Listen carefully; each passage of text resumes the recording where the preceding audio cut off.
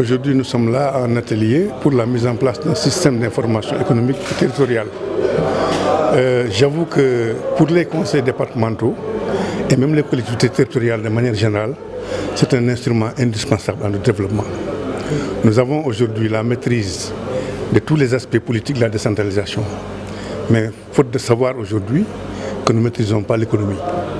Donc toutes les collectivités territoriales aujourd'hui ont pour souci de maîtriser l'économie. L'outil économique dans notre région, qui est une région à vocation agro-silvopastorale, est assez clair. Mais vous voyez ici des informations que les gens ne peuvent pas avoir. Faute, n'est-ce pas, de mise en place d'un système d'information. Je pense qu'aujourd'hui l'atelier vient à son heure. Avec l'appui, n'est-ce pas, de l'ONUDI, nous sommes en train de travailler sur un système d'information économique et territoriale.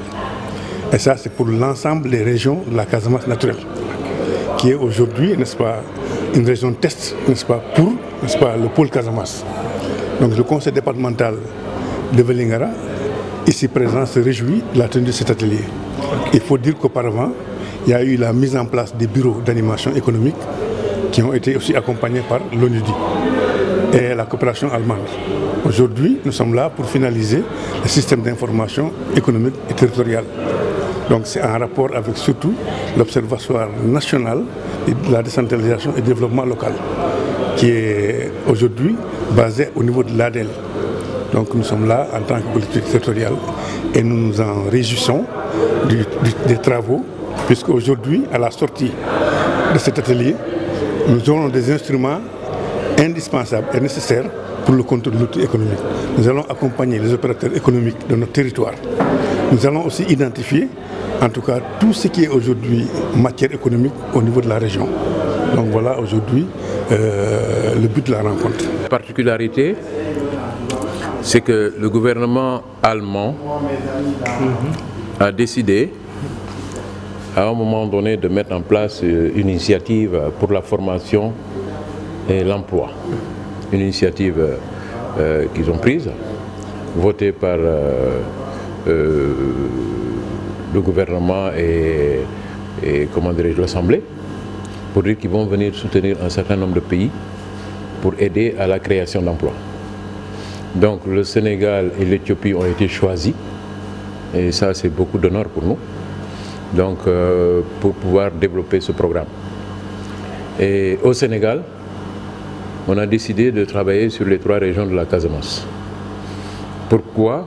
Parce que déjà il y avait des initiatives de l'État en termes de renforcement des capacités productives, avec la mise en place de l'agropole, qui est un des projets phares du PSE, et que par ailleurs, l'ONUDI travaille au soutien au PSE, mais le volet industriel.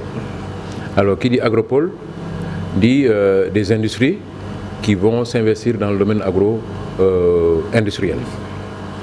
Alors, pourquoi le projet Innoé?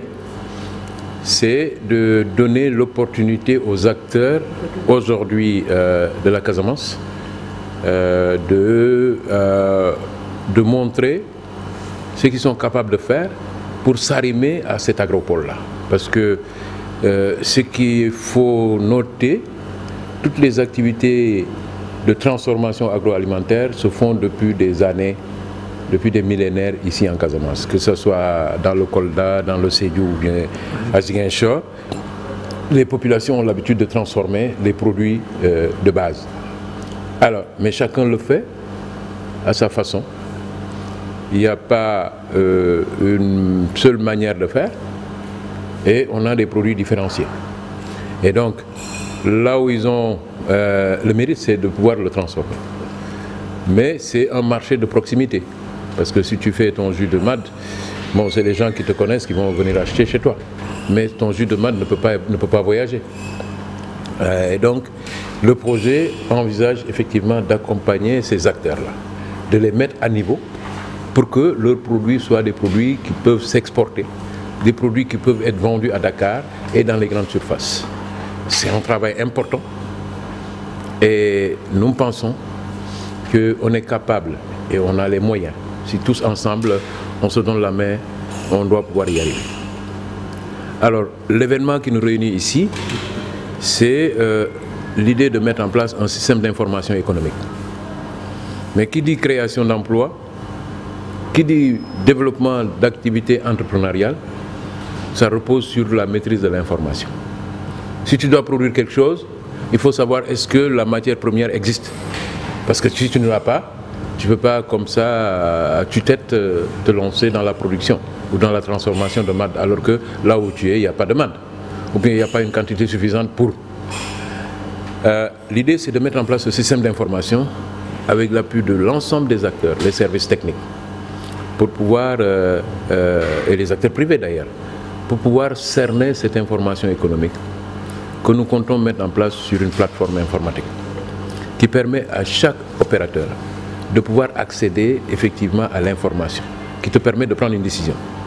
Mais au premier chef, nous avions validé cette idée avec les 9 présidents de conseils départementaux de la région, les 3 régions, qui au mois de décembre ont décidé que vraiment ça c'est un outil important de pilotage. Parce que eux, aujourd'hui quand un investisseur arrive chez eux, il leur dit bon, j'ai besoin de terre, ils n'ont aucune idée de quelles sont les superficies qui peuvent affecter. Ils ne savent pas.